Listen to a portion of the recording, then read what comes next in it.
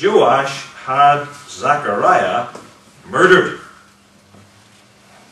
The same little boy, when he's 1 year old, being saved through his aunt. Spent 6 years at the temple, crowned when he was 7, repaired the temple. Now he's a murderer. Now he's a murderer. He's a murderer despite Zechariah's office. Zechariah was a priest. And as the son of, or grandson of Jehoiada, he may even have been a high priest. But at the very least, he was a priest. And verse 23 says, he was a prophet, speaking by the Spirit of God. A prophet and priest. And he killed him with utter disregard to the place of Zechariah's prophecy. According to verse 20, he's standing above the people. That may have been on a higher courtyard, or maybe when he was actually at the altar or on the steps of the temple, so that he could stand up and be heard before the people. But whatever the standing above them means, and since he was a priest, he had prophesied in the very holy place, the temple grounds. And then, that was the place also of Zechariah's murder. He was killed in the temple court. That was a place which formerly was very dear to Joash. That was a place totally inappropriate, even for a lawful killing. You remember when Jehoiada said, "Seize that woman, take her outside," referring to Athaliah on the day in which Joash was crowned, and kill her outside. We can't have that woman being executed, even though she deserves it, on holy ground in the temple. We must take her outside and have her executed. But Joash, he cares for none of these things. The method of the murder is stoning. Stoning was especially reserved for judicial executions of gross sinners. They in Israel were stoned. And now Zechariah is stoned in the temple court as priest and prophet who brought God's word. Hard to see how you could do it worse than that. But for all that, the most wicked aspect, probably, in it all, the one that the Bible itself highlights, is Joash's base ingratitude. His base ingratitude to Jehoiada, his greatest benefactor. He wouldn't have been alive without Jehoiada. He wouldn't have been king without Jehoiada. And yet Joash remembered not the kindness which Jehoiada his father had done to him, but slew his son. Slew his son. You see here the progress, the development. His heart was hardened to God and His Word. He said no to the preaching of the Scriptures. And therefore his heart became hard even to the godly man Jehoiada, who had helped him most in this world. Which is also frequently the case too with those who apostatize from the faith. Because when you turn against God, you turn against those who represent Him. And listen to Zechariah's last words as the stones were bouncing off his body and head and blood was being drawn. The Lord look upon it and require it. This is not sinful vengeance. This is holy prophecy. Some people say, "Oh, that's Old Testament. That's Old Testament." Look what he said. The Lord look upon it and require it. And Jesus said on the cross, "Father, forgive them, for they know not what they do."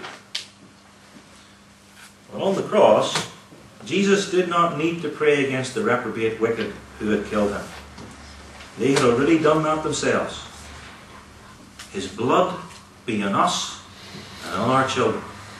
And so when Christ was dying on the cross for the sins of His people, He understood that some of these people didn't understand what they were doing, were caught along with the crowd, were not yet converted, but God had chosen them and would yet bring them to faith. He said, Father, forgive them, for they know not what they do. And that prayer, like all of Christ's prayers, as John 11 puts it, was answered. It was answered in the salvation of the elect who were there at Christ's crucifixion. The day of Pentecost, some were brought to faith, and afterwards. And Zechariahs' prayer was answered too, in that further judgments fell on Joash, princes of Judah. God had in his back pocket, so to speak, the very weapon he would use to chastise them: Syria. Syria. This same Syria, under their king, as prophesied by Elijah, had moved south and destroyed Israel, that part of Israel on the other side of the River Jordan.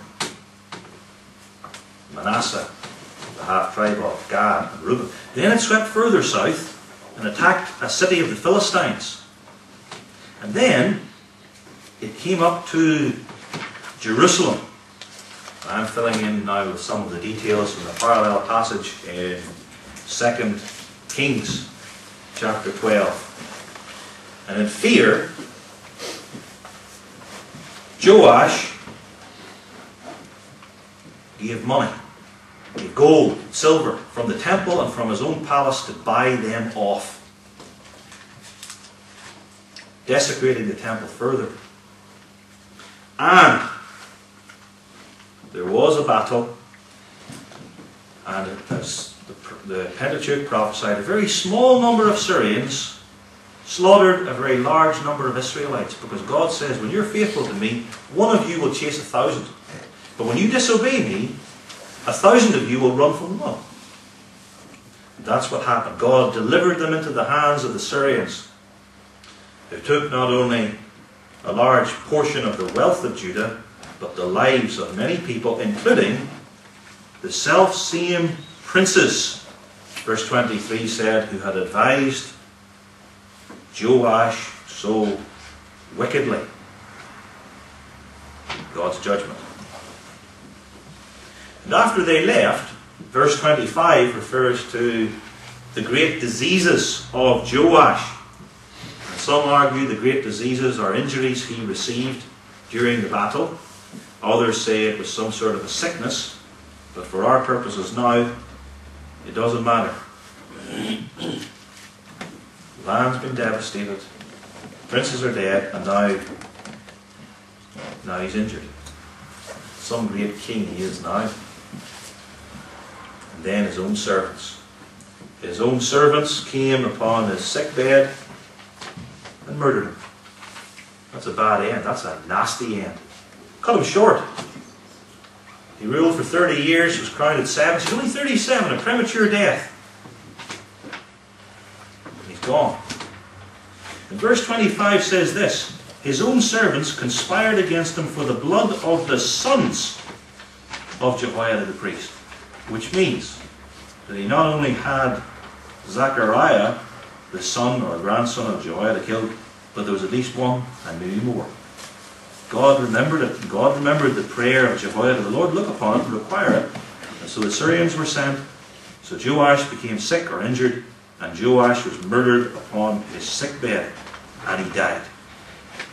And then this twist. They buried him in the city of David, Jerusalem, but they buried him not in the sepulchres of the kings. Jehoiada was buried in the sepulchre of the kings, the high priest, because he had done good in Israel, both toward God and toward his house. But he who was king, entitled Joash, received no such burial.